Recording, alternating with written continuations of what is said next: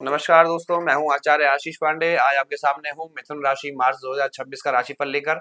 तो आइए देखते हैं कैसा आपका ये राशिफल रहेगा, कैसा ये महीना रहेगा, कैसी आप तरक्की कर सकते हैं, आपका स्वास्थ्य अच्छा रहने वाला है या बुरा, और आपके पत्नी से एक संबंध कैसे होंगे, आपके पारिवारिक स्थिति अच्छी भी हो सकती है बुरी भी हो सकती है।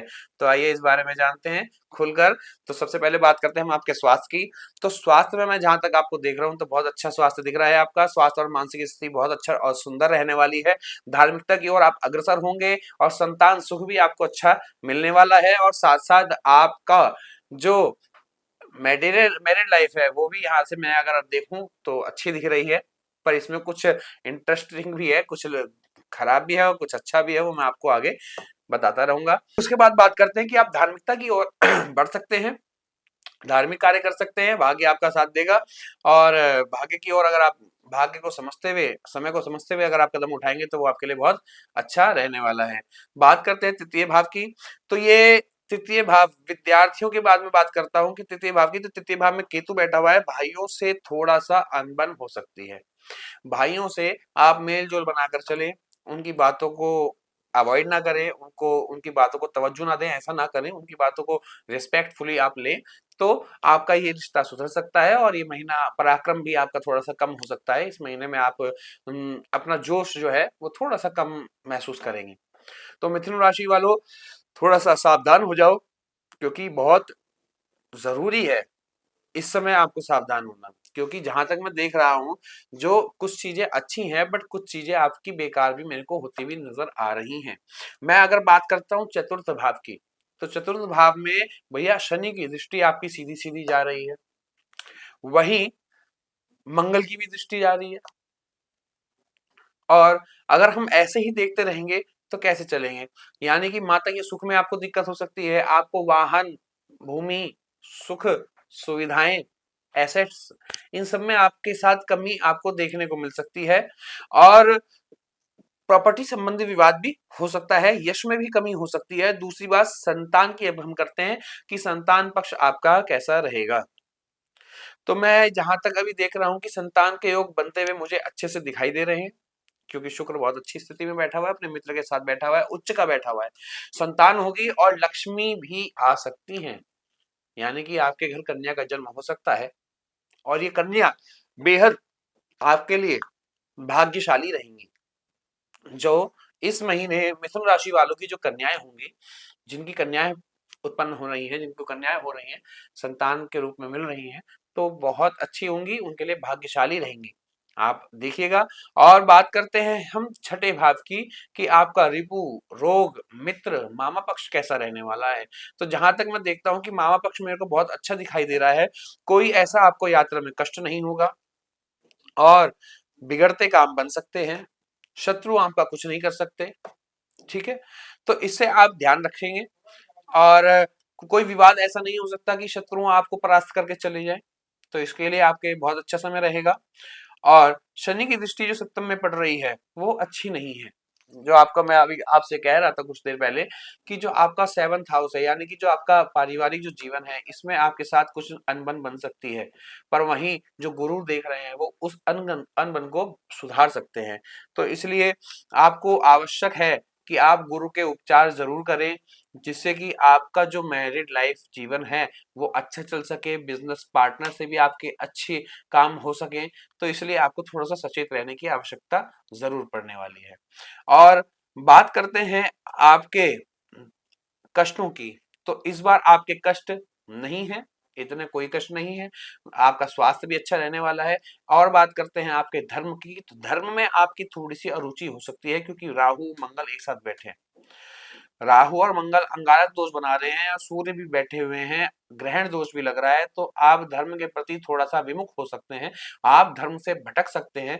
तो कृपया कर धर्म से ना भटकें और भगवान शिव की आराधना करें, जिससे कि आपके जो बिगड़ते हुए काम है वो यहाँ से एक सुलझना शुरू हो जाएंगे। और हो सके तो आप इस महीने रुद्राभिषेक, भगवान शिव का, शंकर का रुद्राभिषेक जरूर करें। कोई भारी पूजा नहीं है, कुछ रुपयों में पूजन हो जाता है, जो कि महापूजा कही जाती है शिव जी की, सबसे उत्तम पूजा कही जाती है रुद्राभिषेक। वो पूजा आपकी यहाँ से संपन्न हो सकती है। इसके बाद हम बात करते हैं आपके कर्मठता की, आपके व्यापार की, आपके प्रोफेशनल लाइफ की, तो इस प्रोफेशनल लाइफ में आपका काम बहुत अच्छा रहेगा, व्यापार में वृद्धि होगी और राजकीय उन्नति मिल सकती है, सरकारी नौकरी भी आपकी लग सकती है और राजनेता से भी आपको लाभ हो सकता है और अच्छे अच्छे अवसर आपको इस बार प्रोफेशन संबंधित आपको मिल सकते हैं। आपका प्रोफेशन अच्छा चलने वाला है। और बात करते हैं 11वें स्थान की, यानी कि आपकी आय, इनकम। इनकम स्रोत कैसे रहने वाला है? तो इनकम स्रोत तो बहुत सुलभ और बहुत अच्छा रहेगा, क्योंकि शुक्र वहां पर विराजमान होने वाले हैं 25 तारीख को, महीने के अंत में। तो यानी कि महीना आपका वैसे भी शुभ ही है, कोई ऐसी अशुभ दृष्टि किसी की नहीं जा रही है, बस केतु के अलावा। बट उसमें भी कोई ऐसी आवश्यकता नहीं है आपको घबराने की, वो भी समय आपका बहुत अच्छा चलने वाला है। और विशेषकर ध्यान आप ये रखेंगे कि अगर आप शुक्रवार, चारों शुक्रवार अगर आप एक गुलाब अर्पण करते हैं माँ भगवती के चरणों में, अगर आप दिल्ली में रहते हैं तो कालका जी भी जा सकते हैं, बहुत अच्छा और बहुत सुलभ स्थान है वो, बिल्कुल सिद्धपीठ है, पांडवों के टाइम का मंदिर है। आप वहां कालका जी मंदिर में जाकर अगर एक गुलाब आप शुक्रवार शुक्रवार अगर अर्पण करते हैं तो आपके देखिए इनकम के स्रोत नए खुलने लग जाएंगे, आप इनकम से परेशान नहीं होंगे। इस महीने के लिए आपके लिए विशेष उपाय बता रहा हूं। और दूसरी बात करते हैं आपके खर्चों की, तो खर्चे इस बार आपके स्थिर रहेंगे, जैसे खर्चे पुराने थे वैसे ही अब रहने वाले, कोई खर्चों में वृद्धि नहीं। तो इसलिए यहाँ से आपका पूरा मासिक फल मैंने आपको दे दिया है। बात करते हैं आपके दैनिक राशिफल की कि एक एक तारीख में आपका कैसा अच्छी जाएगी या थोड़ा सा आपको उसमें सावधान होने की आवश्यकता है। तो आप इन बातों को नोट जरूर कर सकते हैं। तो पहली तारीख जो रहेगी वो आपकी बहुत अच्छी रहने वाली है और 2 और 3 तारीख भी सुलभ रहेंगी। पर जो 4 और 5 और 6 तारीख है, इनमें आपको थोड़ा सा ध्यान देने की आवश्यकता है। मन उचित हो सकता है, थोड़ा सा परेशान हो सकता है, तो उनसे आप थोड़ा सा सावधान रहें। और 7 और 8 तारीख बहुत अच्छी रहेगी और विशेषकर मैं कहूंगा विद्यार्थियों के लिए ये रात्रि बहुत अच्छी है। अगर 7 और 8 की रात्रि में अगर ये पढ़ाई करें तो इनके दिमाग में बहुत अच्छी चीजें स्टोरेज हो सकती हैं। और बात करते हैं कि 9, 10 और 11 तारीख, इन तारीखों में आपको थोड़ा सा ध्यान रखना है, कहीं बाहर यात्राओं पे ना जाएं और अपने मित्रों से थोड़ा सा कम मिलें इस दिन, बहुत अच्छा रहेगा।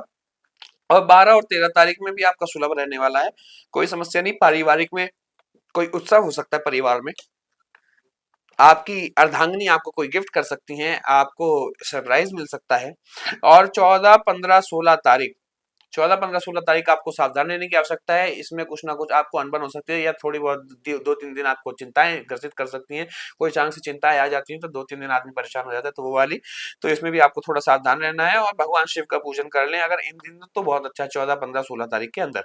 और बात करते हैं 17 और 18 तारीख, तो 17, 18 तारीख आपकी अच्छी जाएगी और आप अच्छा काम कर सकेंगे, इसमें कोई दो राय नहीं। 19 और 20 तारीख, 19 और 20 तारीख में अगर मैं आपसे कहूं कि अगर आप कुछ भगवान विष्णु के मंदिर अगर आप चले जाएं, उनके दर्शन कर लें, उनको कुछ पीली मिठाई का अगर भोग लगा दें, तो कितना सुलभ रहेगा। वो आपको वो आपको आपके कर्म के प्रति बहुत अच्छे अवसर प्रदान करने वाली है। ठीक है जी।